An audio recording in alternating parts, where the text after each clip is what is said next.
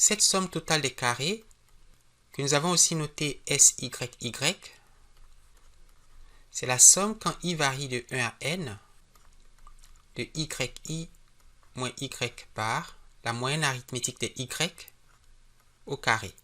On a vu qu'elle vaut aussi la somme quand i varie de 1 à n de yi au carré moins la somme des yi, le tout au carré, divisé par n. Alors, matriciellement,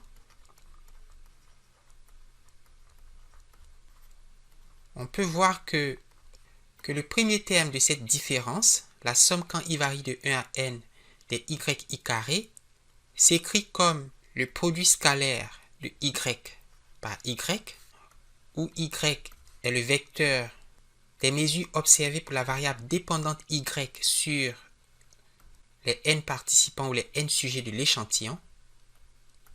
N'est-ce pas? Donc si je fais y transposé fois y, j'obtiens le premier terme dans cette différence, moins, alors la somme des yi, c'est le produit scalaire du vecteur 1 par le vecteur y, où 1 est le vecteur dont les n composantes sont l'unité. N'est-ce pas?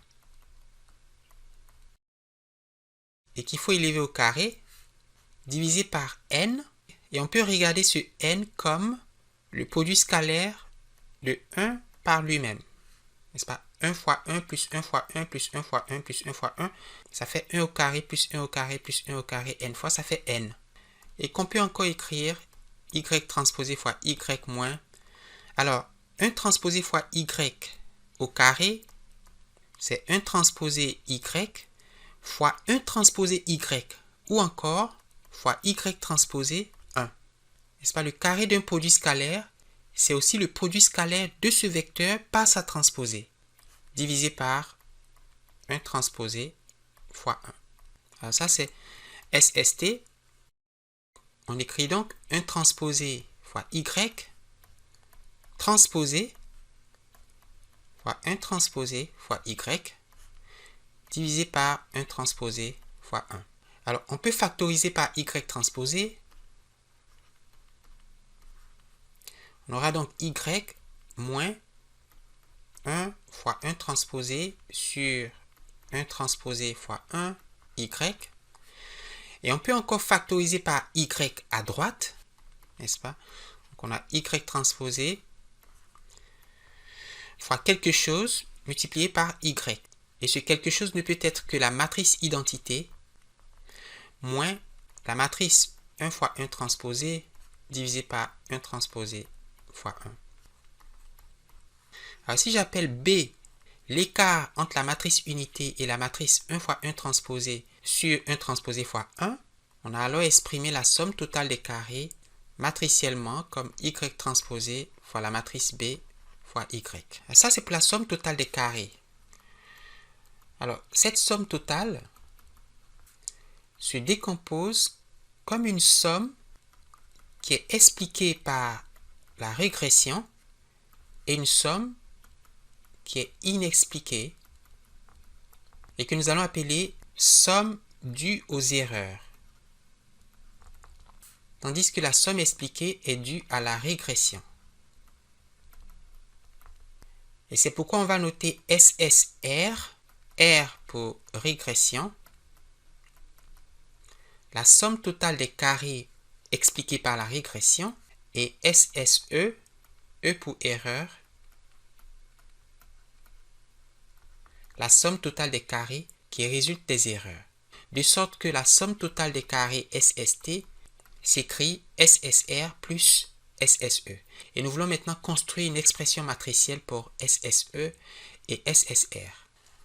Alors, SSE, c'est, comme on l'a vu, la somme quand i varie de 1 à n de yi moins yi chapeau au carré, et c'est-à-dire la somme des carrés des résidus, n'est-ce pas, ce qu'on a noté ei chapeau, et qui s'écrit e chapeau transposé fois e chapeau, où e chapeau est le vecteur des résidus sur l'échantillon. Donc on a e chapeau 1, e chapeau 2, jusqu'à e chapeau n. n'est-ce pas? Ce produit scalaire calcule exactement la somme des carrés des erreurs. Alors, le modèle de régression s'écrit y égale à x bêta plus e. Le modèle estimé, c'est y chapeau égale à x fois bêta chapeau. Et l'erreur estimée, ou le résidu, c'est y moins y chapeau. C'est la différence entre ces deux. Où bêta est l'estimateur des moindres carrés ordinaires, n'est-ce pas? C'est le bêta MCO, dont on a vu qu'il vaut x transposé fois x inverse x transposé fois y. Et si donc on remplace e chapeau par y moins x fois ce bêta qui est connu, qu'on aura y moins x fois x transposé fois x inverse x transposé y transposé fois y moins x x transposé x inverse x transposé y. Voilà donc SSE qui vaut... Souvenez-vous qu'on a déjà fait cette opération lorsqu'on cherchait une estimation de la variance sigma carré des erreurs. N'est-ce pas? Et donc, je ne vais pas refaire le calcul, mais on a vu que ceci pouvait se simplifier comme y transposé fois y moins y transposé fois x transposé fois x inverse fois x transposé fois y. D'accord? Après simplification. Et par conséquent, SSE, c'est aussi y transposé fois y moins. Remarquez que ce terme correspond à la transposée de l'estimateur des moindres carrés ordinaires du paramètre bêta. Donc, c'est bêta chapeau multiplié par x transposé y. SSE, c'est y transposé y moins bêta chapeau fois x transposé y. Mais si je reprends la forme matricielle, on peut, comme on l'a fait tantôt, factoriser par y transposé à gauche et factoriser par y à droite. N'est-ce pas? Et on aura donc, dans la parenthèse ou dans les crochets, I, la matrice unité, moins la matrice x fois x transposé inverse fois x transposé. Et ça, c'est la somme des carrés des erreurs exprimée matriciellement.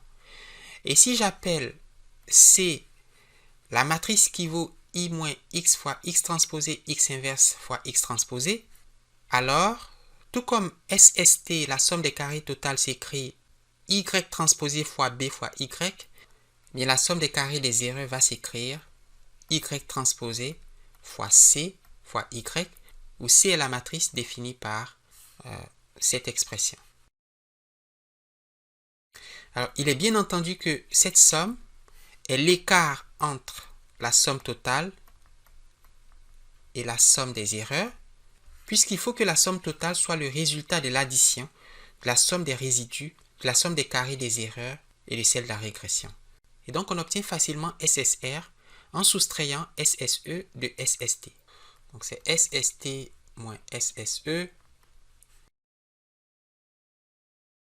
Et c'est la somme quand i varie de 1 à n de y chapeau moins y bar au carré. Si on considère la régression linéaire simple, cet écart, c'est la différence entre ce que prédit le modèle avec les variables indépendantes, les variables exogènes x, et ce qu'on appelait, nous, le modèle nul, le modèle qui n'a aucune variable, le modèle sans variable, et dont l'estimation est réduite à la moyenne arithmétique des y. Cet écart est expliqué par la régression. Tandis que l'écart entre la valeur exacte yi et la valeur prédite n'est bien sûr pas expliqué, et c'est ce qu'on appelait l'erreur, de sorte que l'écart total, c'est-à-dire l'écart entre yi et y bar, entre la valeur observée et la moyenne, ou ce que prédit le modèle nul, est ce qu'on appelait l'écart total, n'est-ce pas? Eh bien, la somme des carrés de la régression porte sur cet écart, tandis que la somme des carrés des erreurs que nous avons analysées il y a quelques moments porte sur cet écart. Et la somme totale, on a vu que SST, c'est y transposé fois B fois Y moins Y transposé fois C fois Y, ou encore Y transposé facteur de B moins C fois Y. Alors la matrice B vaut I moins 1 fois 1 transposé sur 1 transposé fois 1. Et la matrice C vaut I moins X fois parenthèse X transposé fois X inverse fois X transposé. Et si l'on fait la différence entre ces deux matrices, eh bien on aura Y transposé facteur de X fois X transposé fois X inverse fois X transposé moins 1 fois 1 transposé sur 1 transposé fois 1. J'appelle D cette matrice. Il suit donc que SSR, c'est Y transposé fois D fois Y.